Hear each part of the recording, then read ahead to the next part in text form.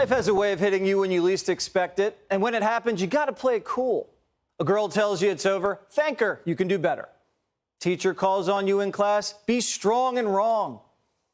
And you get called up onto the stage. Act like you've been there before. I guess I can play a little ditty. Honestly. Come on. Give me a hand. I'm not prepared. I really am not prepared at all. Yeah. This is a surprise, I'll tell you.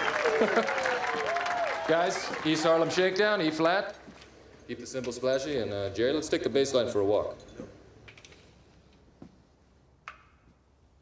Hold on. I'm not hearing it right.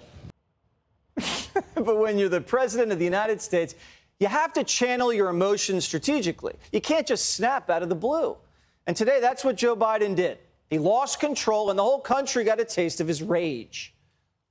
President Biden, how involved were you in your son's Chinese shakedown text message? Were you sitting there? Were you involved? No, I wasn't, and I don't know. Were you? No. Whoa! That was a warning shot. The press finally hit a nerve, and Joe Biden just sent a message.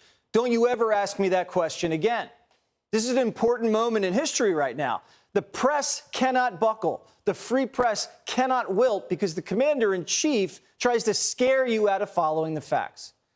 Joe Biden, astonishingly, has never been asked direct questions about his family's extortion racket. But it's becoming impossible for the press to make it invisible. New text messages released by the IRS whistleblowers continue to chip away at Biden's armor of denial. In a message to Mr. Dong, not kidding, Hunter says, quote, "I'm tired of this. I can make $5 million in salary from any law firm in America. If you think it's about money, it's not. The Bidens are the best at doing exactly what the chairman wants from this partnership. Please, let's not quibble over peanuts." To the Bidens, $5 million from China's peanuts kind of makes you wonder about the money that we haven't found out about yet. This racket could be as large as 50 mil when we're done. So, the Bidens wanted $10 million from the Chinese communist spies. And they'd do anything for it. I mean, anything. But the wires, they got to clear by tomorrow or else the big guy's angry. Quote, "I will make certain that between the man sitting next to me and every person he knows and my ability to forever hold a grudge, that you will regret not following my direction. I am sitting here waiting for the call with my father." The president's son was threatening Chinese spies to wire cash. Think about that. And think about what the cash was for. Hunter doesn't run a business. It was a bribe. The Bidens were shaking down foreign scoundrels for bribes, and they were good at it. Hunter claimed his dad was sitting beside him was the fact that just days after he sent the message, a $5 million wire transferred. Right. So there was money there, and that's how the Bidens operate. Usually Joe Biden set up a meeting and has been a part of a meeting prior to any money changing hands, and then usually Hunter would have to squeeze these foreign nationals to get the money. Joe Biden was setting up meetings, and Joe Biden was in meetings, and Joe Biden delivered. That's when Hunter would demand payment. The cracked-out bagman for the VP. This kickback scheme was so blatant that the entire federal government knew about it. It went down right under Barack Obama's nose. It could have taken down his presidency, because let's be honest, Obama was briefed on it, had to have been briefed. Maybe that's why he told Biden not to run. Maybe that's why he warned us Biden was going to muck it up, because he knew. But as long as Biden was someone's number two, he was untouchable. And now that he's number one, the protection policy continues. Even before President Biden took office, he was directed to avoid leads involving Hunter's father. There were certain investigative steps that we weren't allowed to take that could have led us to President Biden. And you wanted to take them? We needed to take them. And you weren't allowed to take them? That's correct. So they make up leads with Trump and then avoid leads with Biden. And the New York Times today verified that Biden's Justice Department obstructed justice in the Hunter Biden investigation. Biden was never supposed to be crooked. That was Crooked's job. Joe was supposed to be the honest Amtrak commuter from Scranton. Now, if America found out middle-class Joe wasn't really the poorest member of Congress all these years, that punctures the biggest myth in Washington. If Joe Biden's a phony, everybody else is a phony.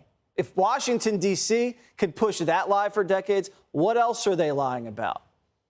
Plus, Joe lost his wife in a car accident and his son to cancer and his other son's a drug addict. People feel sorry for Joe, and they should for that. So they're thinking, do we really need to be looking into his finances? Let the guy make a few dirty millions on the side. That's the thinking. But at 80 years old, no one's ever told the man to shape up. So he's going to keep selling you his lunch pail fantasy. Bidenomics is just another way of saying restore the American dream, because it worked before. That's the next phase of this fight, making the tax code fair for everyone, making the wealthy, the super wealthy, and big corporations begin to pay their fair share. As Gutfeld wisely said, you want to know what Bidenomics really is? Bidenomics is demanding foreign bribes and hiding it from the IRS. Might not be the American dream, but it's Biden's dream. And while Joe wants to raise your taxes, his son never paid a dime. And it wasn't just failure to pay, it was fraud.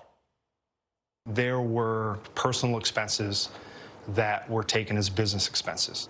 Prostitutes, sex club memberships, hotel rooms for purported drug dealers. How much did Hunter Biden owe in taxes? So from 2014 to 2019, it was $2.2 million. If this was any other person, they likely would have already served their sentence. Now, if you don't pay your taxes, one of Biden's 87,000 IRS agents comes knocking at your door, and they're packing. But when the Bidens dodge $2 million in taxes, the Attorney General just runs out the clock on the statute of limitations, so the tax man never cometh. There's still, outstanding tax due and owing above that $620,000 that, because of this deal, they'll never recoup. The most substantive felony charges were left off the table. Which would have been what? Which would have been evasion for 14, false return for 18 and 2019. So Hunter was only charged for his 2018 and 19 tax crimes, but the guy dodged taxes in 2014, 15, 16, and 17. So why didn't he get slapped with charges for those? Well, the feds looked at the clock and said, oops, too late, can't charge you. And Hunter's been a serial tax cheat his whole life. A former Biden donor told Primetime, Hunter's rap sheet's filled with tax crimes from way back. U.S. Attorney David Weiss has some explaining to do with respect to the public of how Hunter, who was a lawyer, by the way, who's a lawyer, who also had his passport revoked by the State Department because of his tax liens in 2015 and 2016. And he's a lawyer, and then he is not charged with tax evasion. He's not charged with felonies. He gets misdemeanors for not filing. He had tax issues going back to 2009, 2010. He had tax liens put on his homes, on his wife's homes. The Bidens are just a bunch of rapscallions who've been skirting laws their whole lives. But is this about to change?